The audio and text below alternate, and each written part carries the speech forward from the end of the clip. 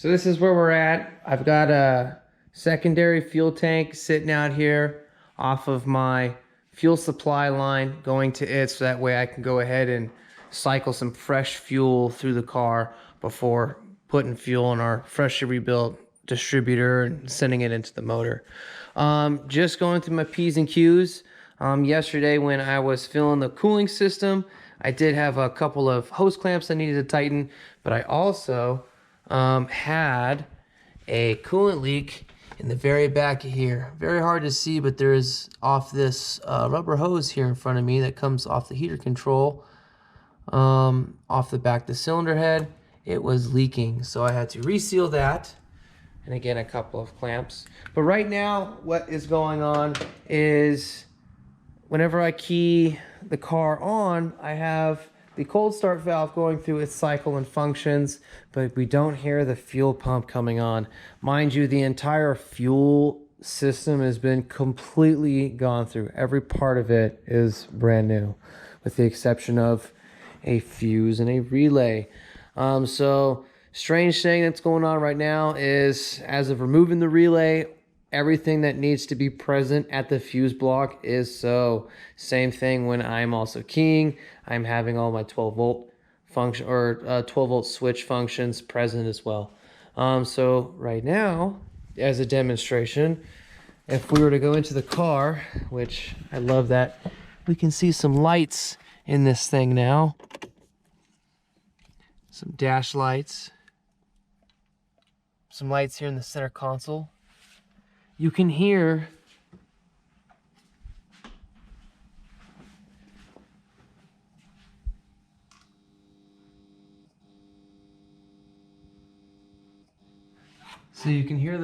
those functions going, which we don't hear anything else. You should be able to hear the fuel pump. If I come in here and just lightly, maybe it's this side. Okay. Now you hear a fuel pump, of which now I have draining into that fuel bucket. So what I think is we have a bad relay, guys. So I'm gonna replace this tomorrow and see if we can't earn back the normal functions that this car needs, so that way we can go ahead and hook the fuel line back up and see if we can make some noise, make this thing run. It's been a while. I'd love to hear it. I hope that you guys are interested in hearing it too. It should be pretty neat. So today I'm especially excited because today is the day that we're going to try and fire and run the Audi. So the final connections and stuff have been made. I went ahead and I put together back our supply fuel line to the distributor. Again, I had things drain into a tank. I've gone ahead and cycled through that stuff already. And as of right now, I made sure that now, as of turning the key forward, the fuel pump does come on. It just stays on for a couple of seconds to prime the system, and everything else is as it needs to be. So I went ahead and I just bumped it forward a little bit too, to make sure that starter's kicking on and stuff, and we see that as well. So I'm gonna prime it a few times and see if I can't see fuel pressure building up on the gauge or anything prior to starting it. And if not, we're just gonna go ahead and crank this thing and see what it does. So what we have going on right now is I had a fuel leak when I initially went to start it.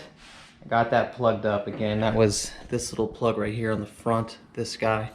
Once I got that put on there, the fuel system was complete, no leaks, everything pressurized really well. And then I was able to go ahead and move forward with cranking it, trying to get it to fire. After several attempts, it didn't want to fire off. So I'm going back to basics to make sure I have all of the correct things to even have a motor that can run. So I do have compression, all my cylinders. All the sensors are working because I do have spark present at the distributor. And I went ahead and when I took everything back apart to check it all out, I put it back in top dead center so I can make sure that all my timing marks and everything were correct, and those are just fine as well. So at this point, I've got it all back together. I'm going to spray some ether into it and see if I can't get this thing to bark off. If not, I'm gonna have to go and, you know, check fuel delivery from distributor to the injectors and go from there. So we'll see what happens. So a couple things. Cold start valve is not coming on when it needs to. So that's because of the thermo time switch, okay, which is in the bottom of the coolant neck there. I just don't have anything going from this point to that point. I can manually power the cold start valve. I took it out and filmed it. It works. So as a demonstration right now, I can start and run the car, but the trouble I'm having now as of bypassing and being able to manually operate the cold start valve, I'm not getting fuel to my injectors, I don't think. So that's the next thing. I just had this entire thing rebuilt, so I just gotta do some more looking into why that might be.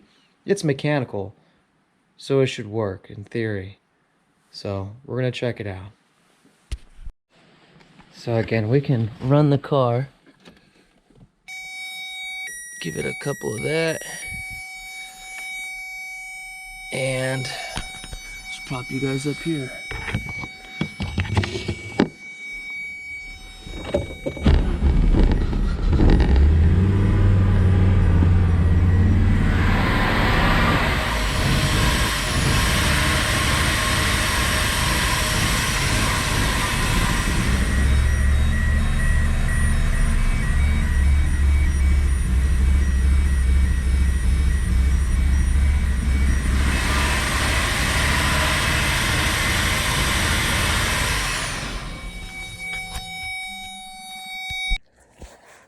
So, some of you may ask why I'm underneath the dash of my car right now, the Audi. Well, I did manage to get the car running. There was a vacuum leak. There was an assortment of other things that were going on with the car. Long story short, I also had to trace back the some bad wiring. The bad wiring goes all the way to the fuse block. So I have to take apart things underneath the dash to be able to get to where I need to be to make this repair. So I'll kind of show you what I've got going on as I get into it more. Why so serious, guys? We're only underneath the dash. Aren't we having so much fun? I was having fun. I'm still having fun. Unfortunately, when I went to go run this car for the 30-second set, I did, and I was forcing it to run. Reason for that is because I had a vacuum leak, okay, trying to find it and such. A few of the things that happened in the 30 seconds while I was running the car, again, vacuum leak. We also had a clogged catalytic converter, and we had a exposed power lead from the battery that goes to the starter that was touching the CO2 check port that goes all the way down to the exhaust. So in going to address that, it showed some ugly face to some other things. Okay, I had to pull the whole harness out, or a portion of it. This is not the entire harness. This is just, again, a main portion of it. We have the main power line from the battery that goes to the starter, okay? We had some exposed bit of that wire that was touching that CO2 check port, okay? This is all the wiring that goes from the starter to the fuse block, okay? Your main power is from off the battery connection here that supply, you know, your main power to the fuse block, okay? And then all of the other auxiliaries that are without or throughout this harness. We have several of these lines that the insulation is completely corroded. You've got exposed wires. You've got corrosion in the wires, fraying, and just it's coming apart. So I'm gonna have to go through and repair this harness, fix all of our power lines that go down to the starter and go back out into the harness, okay? And then once I do that, I should be able to put this back in the car and then go backwards and kind of put everything back together, put the harness in, run all the rest of my hard plastic vacuum lines. And again, yeah, once it's all back together, no vacuum leaks, it should start running drive the way it needs to. I did figure out too that the reason that the cold start valve this cold start injector, the reason it wasn't firing, when I was putting everything back together, there was an open port in the back of the cylinder head that I knew needed a sensor. Okay, that's this white one back here. I knew it needed a coolant temperature sensor of some kind or something. So I went ahead and I put one in there. And it's supposed to be a thermo time switch to be able to run the cold start, very simply.